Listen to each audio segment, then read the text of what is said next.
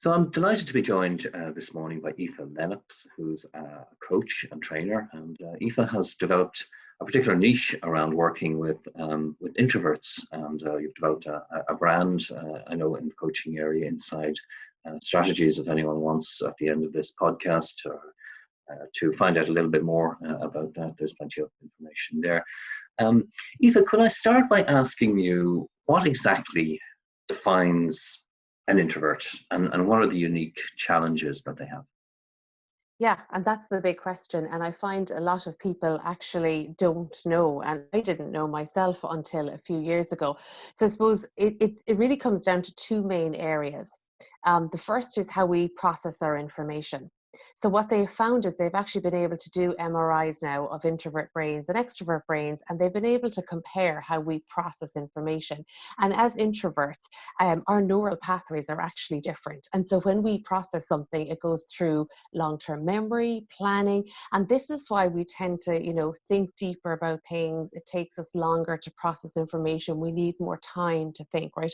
It's a more complicated process, okay? So people might realize, oh yeah, that's why I need additional time. That's why I don't have a quick response to things, And then the second piece is how we manage our energy.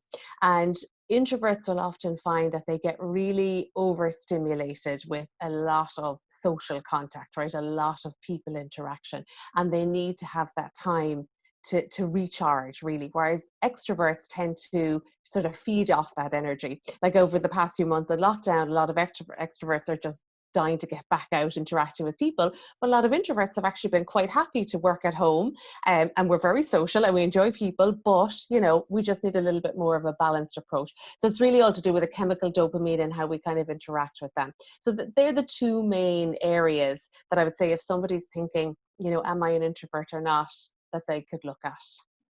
Okay, you're very open, Aoife, about the fact that you're an introvert yourself. I'm kind of interested as to when you actually discovered this and when you came out, if you like, as an introvert. And is that a challenge for most people? Are they kind of reluctant to sort of say, "Well, this is who I am. I'm an introvert"? Are they a little bit worried about how that might be perceived? Yeah, and I like your phrase, coming out as an introvert, because that's what I feel like I had to do. And I actually think I kind of sat on it for 2 years. I suppose the journey for me started about 3 years ago. I picked up a book called The Introvert Entrepreneur by Beth Buelow, and I had been running my own business at the time. I was very entrepreneurial, but was just struggling with a lot of aspects of it, and knew I was doing a career change, and so I was going through this process of reflection. And when I read the book, I just resonated with everything in the book, and I just started reading more and more, but I really didn't tell anybody. That was actually April 2017. That was 3 years ago. And it was actually only last September 2019 that I attended my first networking event and sort of officially said, I'm an introvert coach. Up until then, I really hadn't said anything about it, because you're absolutely right. There is sort of a negative stigma around it. In September 2018, I did start a meetup group for introverts in business in Cork, but people said to me, oh, nobody will show up, or they won't speak, or they won't want to admit to being an introvert. And so absolutely, there still is this stigma out there. And so what I'm finding in my work is it's trying to get past that and work through the comments that I get from people. Oh, you're going to sort the introverts out. But actually, it's not about that. It's about creating awareness around this and highlighting the strengths of introverts rather than sorting the introverts out. So it's still a learning journey, and I think it's early in the process. Susan Cain, who's written extensively on this and done a lovely TED Talk, she said that introverts today are where women were in the 1950s.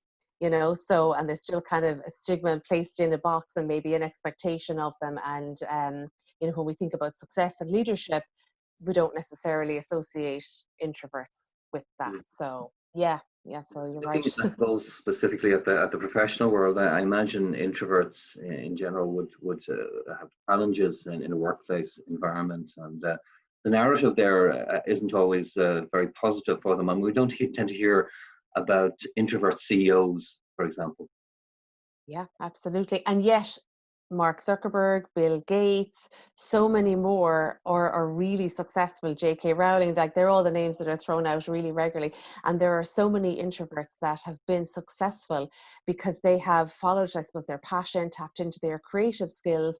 And actually, there's a lot of interviews you can find with them, and they talk about their introversion. And they talk about kind of the tactics that they've used. It might be partnering up with an extrovert. Like it's all about awareness and knowing your strengths and knowing what you're good at, and then building on resources, I suppose. And we're quite resourceful as introverts.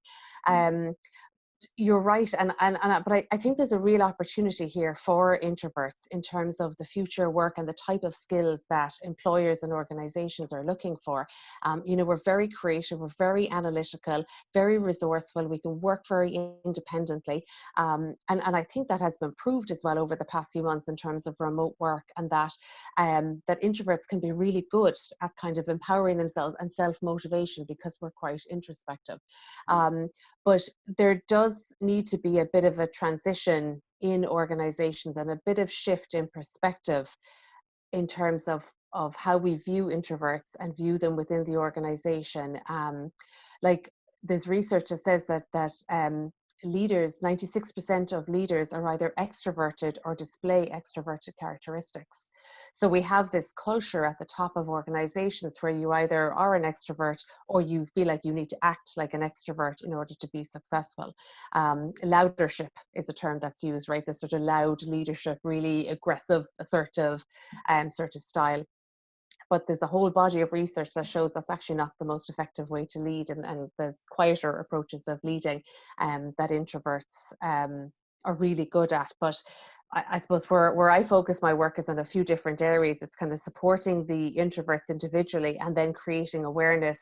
We need a bit of a culture and a system change as well in order to support these introverts. So a few different things I think need to happen to change this narrative, as you said. That interests me, actually, the journey that you go on with introverts. Where does that typically go, and how does that typically work?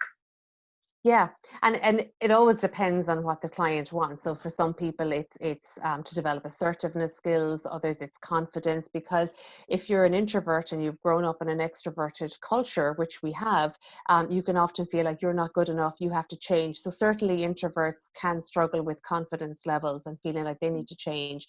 Things like visibility in an organization, right? Having their voice heard. Just this week, I did a webinar, actually, or a meetup for career development for introverts. And that was the message as well that came back, the feedback came back from the participants, that just, I suppose they're seen as the quiet person and maybe not the go-to person. So how do you authentically, in a way that sits well with you, achieve that visibility? So I like to use the tools of positive psychology with the clients and identify the particular areas that they want to work with, and look at how they interact with all of the different things within their environment, and then work with them to kind of develop a journey. I suppose it's all a learning process. It does revolve around a lot of awareness at the beginning, because I find a lot of clients come to like, oh, I never even realized I was an introvert, or I never realized that was because I was an introvert, and that was my experience as well. So it starts with awareness, and then identifying the areas you want to work with, and developing a bit of a plan around that. And look, it's always a learning journey, I suppose. Yeah. From the organization's point of view, from, say, the framing of the HR policy, what could organizations do that could actually bring out the best in introverts? Yeah, and typically it's not an area that gets looked at, and yet it comes under diversity and inclusion, right? It comes under cognitive diversity. So it's just that we might think a little bit differently or interact with our world a little bit differently from an extrovert might.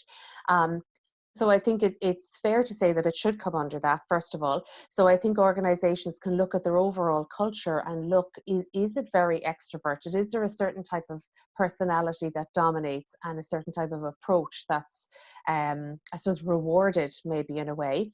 The second thing I would look at your leadership in terms of their own personality, and, are employees expected to mirror that personality in terms of their own development? Providing individual support, maybe then through coaching, through training for introverts or anybody who's interested, and awareness, like supporting managers, and that managers know to put processes in place to support employees, like in terms of meetings, right? And maybe facilitating feedback from employees after the meeting, not necessarily in the meeting, giving them some time to process, or letting people share their ideas through email rather than speaking up if they're not comfortable, So it's finding, I suppose, innovative ways to promote engagement from all of your employees, to promote a really inclusive approach. I would recommend for organizations and HR teams to look at. And are there any specific things in terms of how the organization is designed, even the physical layout of buildings? Is that an issue for introverts?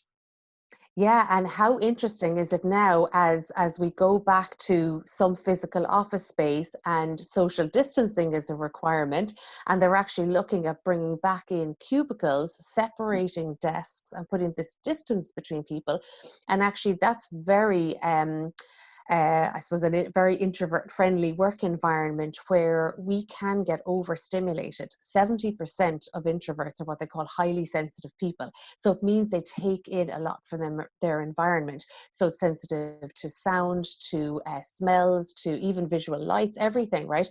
So for a lot of people, a kind of 5-day work week can actually be really sort of physically exhausting from them too. Their whole nervous system gets really drained from it. So thinking about quiet spaces within your work environment, promoting remote work. I mean, now is the absolute time to offer flexibility in terms of that as well, and balancing that. Some people want to be in the office, even introverts, but providing a more balanced approach.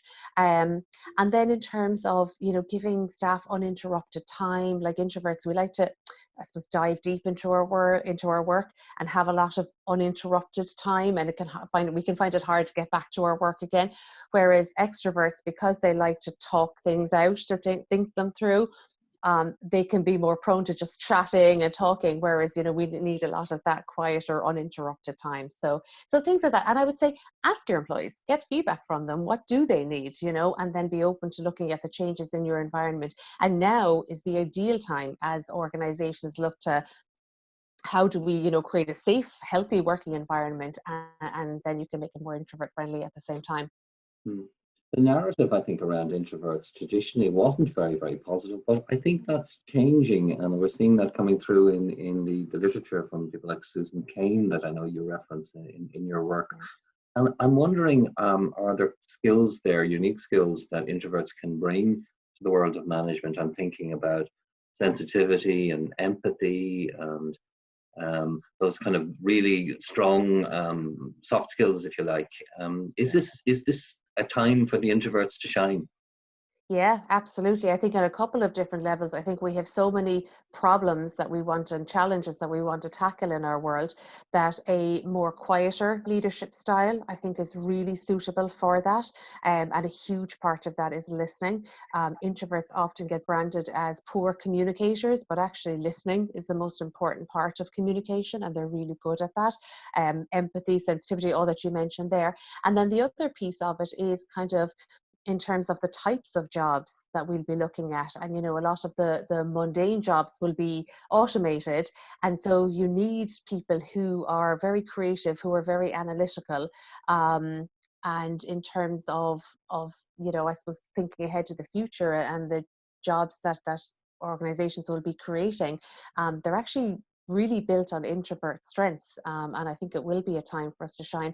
And they say it's even cool to be an introvert now. So if you're a techie geek, whatever, yeah, you're probably coming up with some really great app that you're going to make a lot of money from. So yeah, it's a cool time to be an introvert. Yeah, for sure.